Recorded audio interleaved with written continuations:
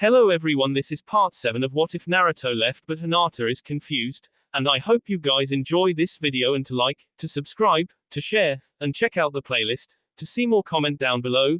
Now let's start the intro. They call me a god. They call me a god.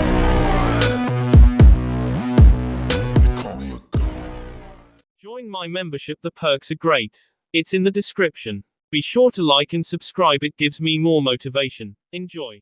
Naruto ran through the woods, his feet slipping on the soaked forest floor as thoughts whirled in his mind. He couldn't waste any time, he had to save them. He had no chakra, they were an impossible distance away from each other and he was trapped in Sasuke's world. He had made his decision, but he still couldn't fight back the overwhelming feeling of guilt that continued to creep into his consciousness, causing his heart to writhe in pain. Hinata was shy and vulnerable, her father had ignored her and rejected her throughout her life, she knew what it meant to be alone, to be unwanted. Sakura, however, was his teammate, one of his best friends and the girl he'd always wanted. He couldn't betray her now, but Shino had told him to believe in Hinata. What did that mean? Naruto quickened his pace as the rain stung his face and body.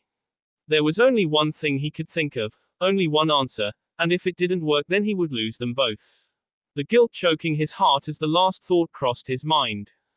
Naruto bobbed and weaved through the familiar underbrush of the trees as he headed toward the place he was sure to find the person, the one he was looking for, the one he needed to find. As he ran he discovered a pair of tracks in the mud, heading in the same direction he was traveling. His nerves steeled and his will burned. He was close, he could feel it. Naruto wasted no time in pursuing the fresh tracks, closing the distance between him and his prey. As Naruto came around the bend, he suddenly realized there was a set of 3 footprints clearly imprinted in the wet ground.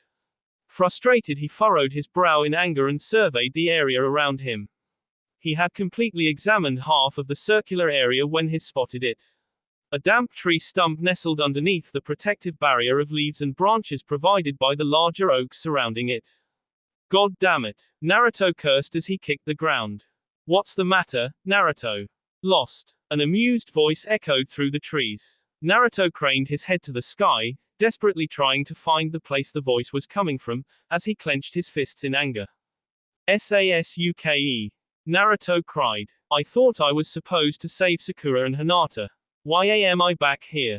Naruto heard an eerie laugh ruffle the leaves of the trees. Now Naruto, you're not playing by the rules. I told you to save either Sakura or Hinata. I was. Naruto screamed into the rain. Why am I back here? Well, isn't it obvious, Naruto? You're wandering in circles. You don't know what you want. Naruto grit his teeth and dropped to his hands and knees. I know what I want a place that feels like home, a place where I feel like I belong. The tears began to form in his eyes. Then all you have to do is figure out where that is. The voice advised, but I suggest you do it soon, it's only an hour before sunrise, and once the light hits the horizon your time to decide will be up. I don't understand. Naruto whispered. Why are you doing this, Sasuke? His eyes staring blankly at the ground, as the water pulled in the muddy crevices surrounding him.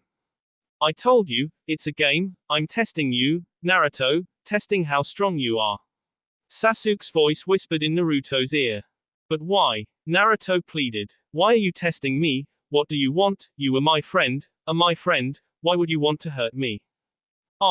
Sasuke mused, why would I want to test you, Naruto? Why would I hurt you? It's because I need you, Naruto.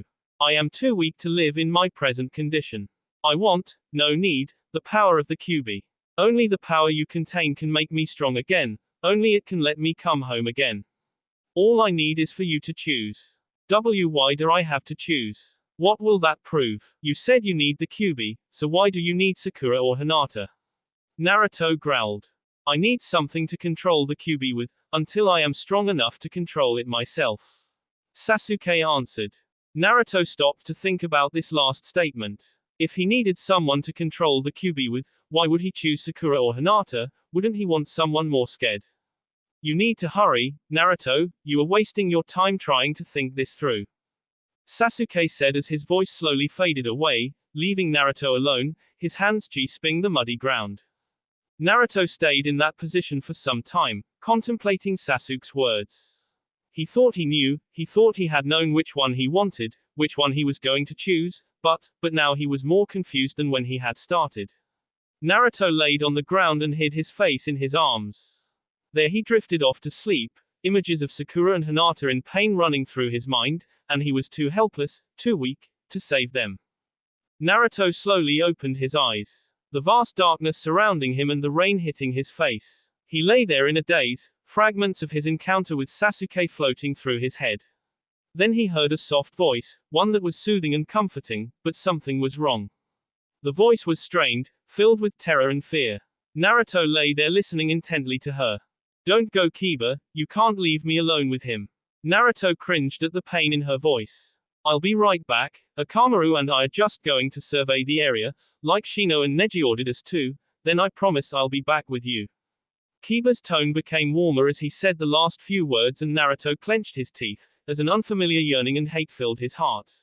He wanted to grab her and put himself between them, he wanted to take her for himself, he wanted to protect her. Naruto heard the young woman's silent consent and Kiba's light retreat, with Akamaru by his side. When he was sure they were gone, Naruto slowly pushed himself up off the ground and turned around. His eyes were met with the sight of a terrified young woman huddled against a tree. Her wet black hair sticking to her arms and her dress was frayed and muddy.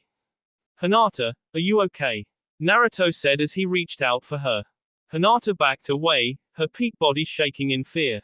Leave me alone. Kiba W will be back soon." She stuttered, fighting back the tears forming in her eyes. Naruto stared at her in confusion. He couldn't still be stuck in Sasuke's world, could he? The rain was pouring down again and the sky was pitch black and Hinata was sitting here in front of him. Maybe he had found her, maybe she was what he wanted, but why had Kiba been here and why was she so scared of him? A shooting pain ran through his heart as he stared at the terror he was inflicting on Hinata. She looked so helpless. There was a stark difference in the look she gave him now and the one she had given him when he had returned after being gone for 3 years. When he returned she was warm and happy and the feeling radiating from her had made him feel like he belonged, like he was, but now she shivered in fear at the sight of him. "Hinata, it's me Naruto. Your friend." He tried again, his voice breaking. Hinata hid behind a tree and held onto her knees. All Naruto could do was stare at the place she had previously occupied. "Why won't you speak to me, Hinata?" Naruto could feel his eyes begin to sting and he told himself it was the rain. Stay away from me Naruto. Her voice echoed from behind the tree. "What's going on?" Kiba growled as he emerged from the woods, Akamaru following close behind. "Nothing," Naruto answered as he hung his head and closed his eyes, his tears mixing with the rain. Kiba walked over to the tree where Hinata sat and kneeled down, wrapping his arms around her. "Are you okay?" he whispered. Hinata whimpered and clung to his jacket, just as she had done before. Kiba held her in quiet frustration as he tried to figure out what had caused this reaction in Hinata. She apparently still wasn't ready to share with him. "I'm going to take off now," Naruto announced as he stood up. "You can't take off on your own," Kiba responded without looking away from the young woman in his arms. "You might get caught by Sasuke again." "What are you talking about? Aren't I in his world now?" Naruto questioned as he thought about Hinata's reaction to him. "No. Shino found you unconscious in the woods. It seems that Sasuke took off when he heard Shino coming, so he sent some of his insects after him and brought you back here. After that Neji and Shino took off to scour the area and figure out where Sasuke and Sakura are hiding out, so we can come up with the best plan to rescue her and I'm in charge of you and Hinata in the meantime," Kiba explained. Naruto was still confused. Why would Shino and Neji split from the group? I mean, it seems like they're leaving themselves open to an attack by just the two of them going, not to mention you guys. Shino and Neji theorize that Sasuke is trying to avoid combat, why they don't know, but it seems he retreats if more than one person is around. We don't know why yet, but that's what we are going off of right now. Kiba let Akamaru take over comforting Hinata as he walked around the tree to face Naruto. "I know why," Naruto stated. "You do?" Kiba said in surprise. "It's because he is too weak to take on more than one person at a time. At least, that's why he told me he was after the Kyuubi, so he could regain enough strength to come back home." Naruto barely whispered. "But that still doesn't explain why Hinata is so afraid of me." I can't explain that either. Kiba said as he glanced back at the place his friend sat. She was like this when we found her, but she wouldn't talk about what happened. Your guess is as good as mine. For now you should sit back and relax until Shino and Neji return. Don't worry about patrolling, Akamaru and I have that covered. We'll go back out in a little bit. Naruto nodded his head in acknowledgement. Then he turned and made his way over to his own tree and made himself comfortable as Kiba returned to Hinata's side. He could hear them whisper to one another and Naruto felt the same hateful feeling toward Kiba that had crept into his heart earlier. Still, if he listened closely, he could make out what they were saying. Curious, Naruto gave in to his own selfishness. It'll be fine, he's not going to hurt you. He could hear Kiba saying. I don't want him here, I want him to go away. Naruto heard Hinata, her voice full of disappointment. Hinata, he's our friend, it's Naruto, he would protect all of us with his life. Kiba coaxed. He's not that person. Hinata's voice broke. He's not the person I thought he was, he is selfish and weak. I can't bear to be in presence. Hinata's words cut Naruto to the core. She was right, he was selfish and weak. He was so selfish, he had been completely blind to her. It had taken the keeping of Sakura and the ramblings of Sasuke to show him what everyone else had seen for years, and then he had been too weak to help her or Sakura and Sasuke. Sasuke. Naruto sat in deep thought long after Kiba and Hinata had quit talking. Eventually, Kiba got to his feet and Akamaru wasted no time taking his place next to Kiba's side. Together they made their way around the tree to perform their patrol duties when Kiba stopped suddenly. Naruto was gone. Kiba stared at the spot Naruto had been, water filling the impression his body had made in the mud. He's gone, he said quietly as he closed his eyes and took in a deep breath. Hinata, before we go after him, I need you to tell me something. I need you to tell me what happened to you before I found you. Hinata shuddered at Kiba's request and began rocking back and forth, her arms holding her knees tightly. I can't. The sound barely escaping her lips. Kiba turned around and looked at his best friend. Her skin was pale and her eyes were red. There wasn't a single scratch upon her body, but it was broken, inside and out. It pained Kiba to see her this way, and yet there was nothing he could do. She had to be strong, she had to get through this herself. Hinata, look at me. Kiba demanded. I just have to know one thing. Hinata turned her bloodshot eyes to Kiba. Confusion on her face. Whatever happened to you, did it involve Naruto? Kiba stuck his hand inside his jacket pocket and clutched the picture in his hand. Hinata didn't utter a word, she just stared at her friend and meekly nodded her head. Kiba understood, he didn't need Shino to shed light on the truth. Hinata, there is something you must understand. Kiba hastily said. No matter what happened, you cannot stay here, you must follow after Naruto with me and Akamaru. We cannot leave him alone. I understand if you do not want to help him, but for now you're going to have to deal with your grief on your own, and hopefully in time, you will realize that Naruto is the guy you thought he was. Until then, I will protect you and your heart. Kiba stared at Hinata waiting for a response as the rain loudly came down, but none came. Kiba sighed, the rainwater running into his mouth. Come on Hinata, Akamaru, let's move. Once more, they found themselves moving through the jungle of trees and plants, but this time Kiba knew exactly where they were headed as he followed the fresh footprints in the mud. He didn't need his nose to track his friend in the rain. The three of them covered the forest at an uncanny speed, and soon a giant cave rose into view surrounded by the most lively and beautiful foliage in the whole forest. Kiba stopped as he street USD the tracks leading inside, while Hinata and Akamaru waited by his side. His face fell into a disconcerted frown, as Naruto's footprints vanished altogether and were replaced by large paw-like tracks. Suddenly, an ear-splitting growl erupted from deep within the cave and they all jumped. I think Naruto's in here and he may be in trouble. Kiba whispered as he leaped to his feet and led the way through the mouth of the cave, his hand enclosed over Hinata's as Akamaru ran by his side. They ran for miles and miles, passing long drop-offs, and underground lakes, until the path opened into a wide, open area in the heart of the cave. There they didn't find Naruto, but a large fox-like creature, with 4 smoky red tails floating behind it. Kiba swallowed hard as he watched the fox demon swat away one of the stone pillars scattered across the enclosed area.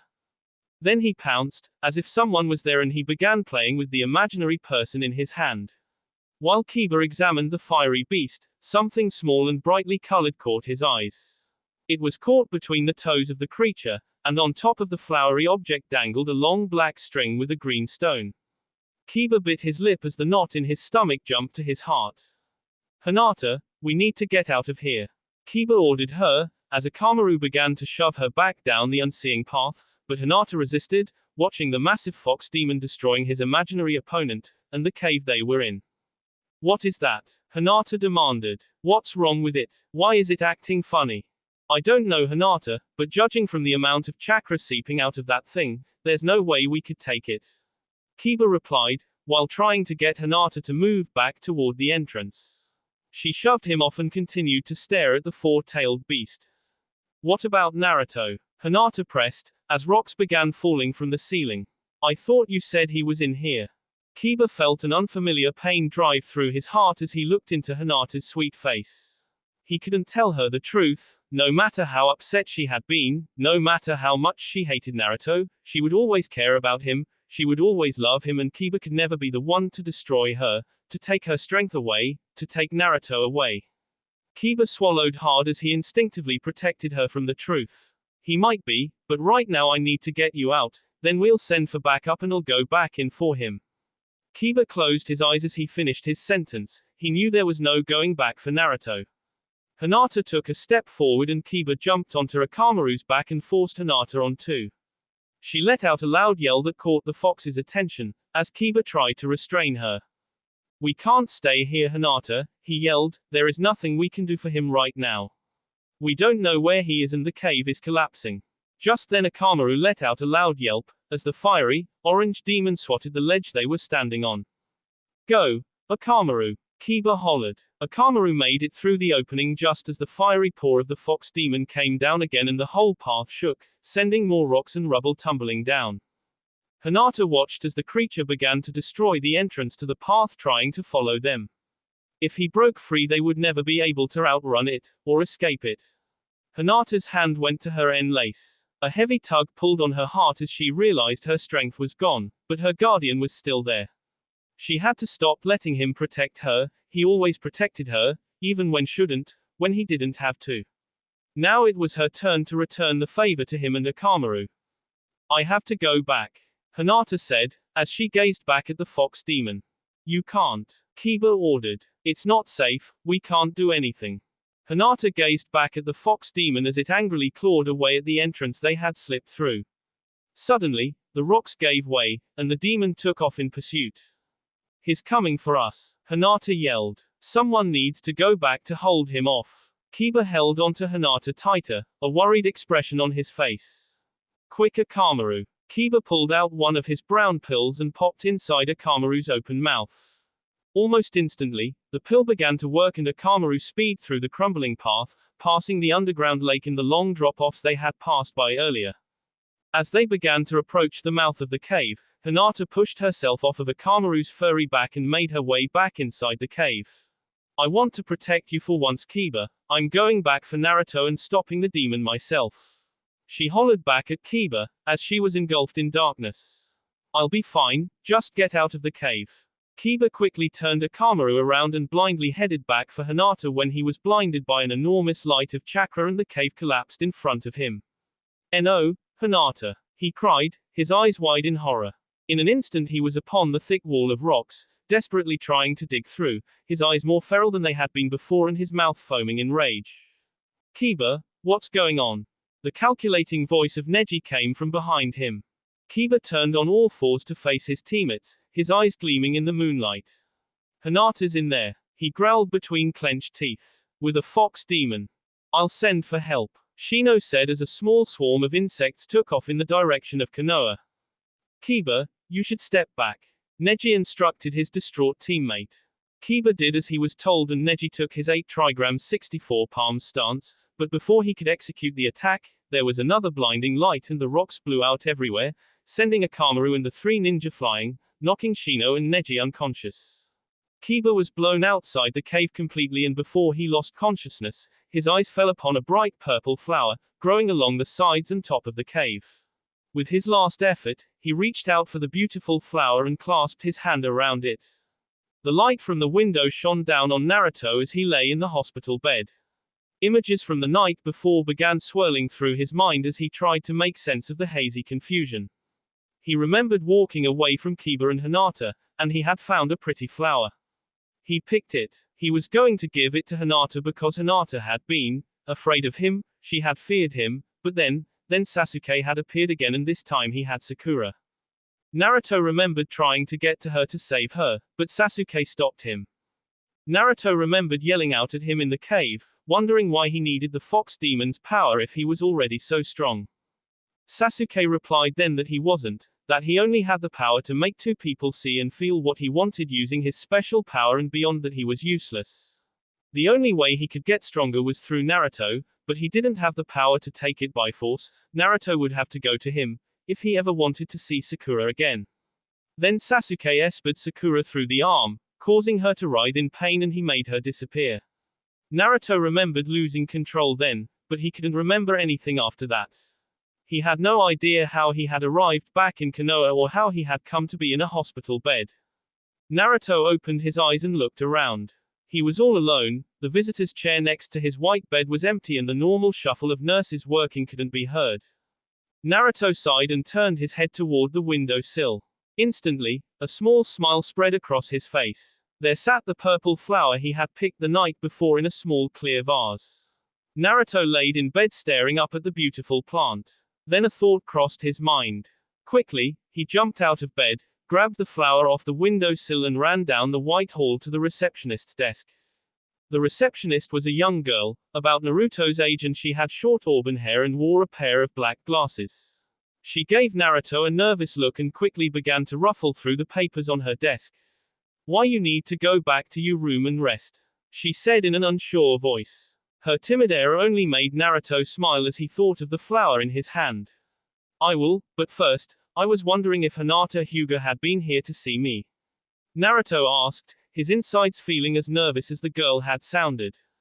"No, she hasn't," the girl answered quietly. "Oh," Naruto sighed, his chipper mood swiftly dampened.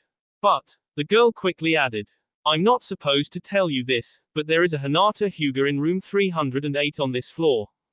Naruto turned around to thank the girl, but she quickly looked down and began ruffling through her papers again.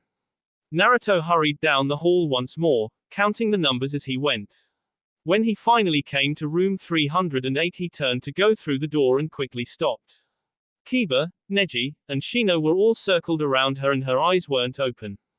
Naruto could clearly see the burn marks running up and down her arms and upon her cheeks. Naruto pressed himself up against the wall and stared at the flower in his hand, his heart overcome with grief. He wished he could remember what had happened, but he couldn't. As Naruto stood outside Hinata's room, he could hear Kiba, Shino and Neji whispering. He strained his ears so he could make out what they were saying. "How long will she be in a coma?" Kiba asked, the emotion in his voice causing it to crack.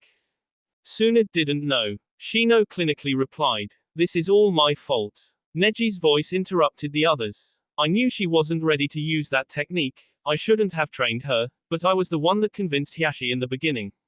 After I had trained with her for a while, I tried to tell him that she wasn't ready, that she was too weak still, but he wouldn't listen. He wanted to believe his daughter was strong after all.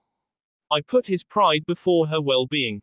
There was no way you could know this would happen," Shino advised Neji. "The chances of her running into a fox demon were slim to begin with.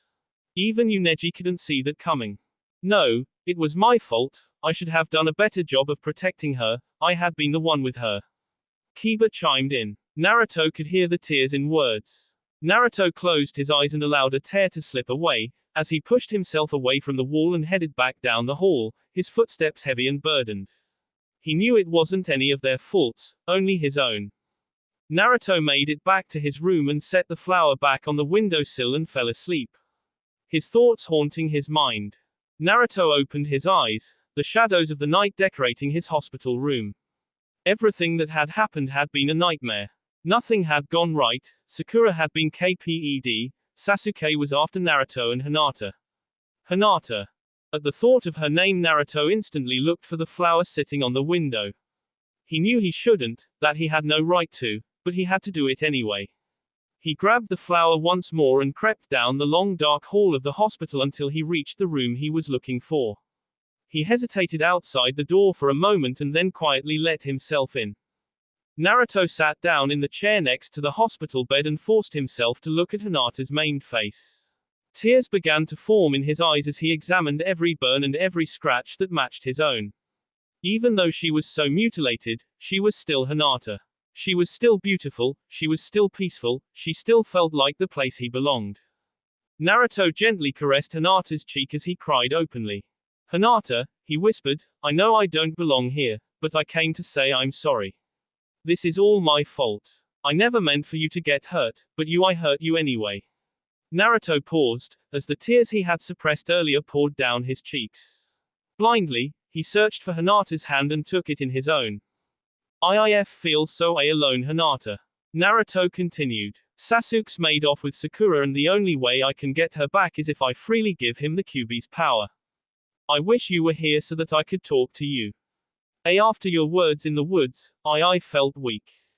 I wanted to make you believe in me, I wanted to make you happy. Instead, all I've done is hurt you even more. I'm so sorry, Hinata. I'm sorry that I didn't know what I want, that I'm so confused, but I know this definitely isn't what I want. Naruto looked down at the flower in his hand and placed it on the window next to Hinata. I picked this for you, I know it doesn't make anything better, but I hope it's good for something. Why you have no idea how alone I am, how weak. I need a friend. Please wake up soon. Naruto continued to hold Hinata's hand long after he had finished speaking and sleep had taken over his mind. It wasn't until the sky began to lighten that he finally broke his hand away and snuck back down the hall to his own room, but not before he promised to visit her again the following night. That will be all for this video. Be sure to like, subscribe, share, and comment down below for more videos. Goodbye.